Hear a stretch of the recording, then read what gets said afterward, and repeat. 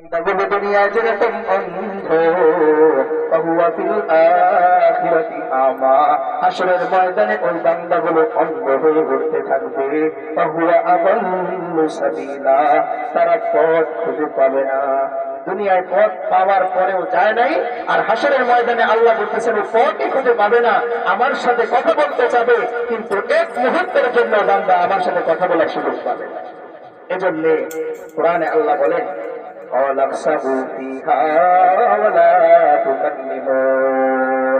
আল্লাহ বলেন, ও বান্দা, দুনিয়ায় তোমার ঘরের মধ্যে একটা পুরাতন কোরআন শরীফ ছিল।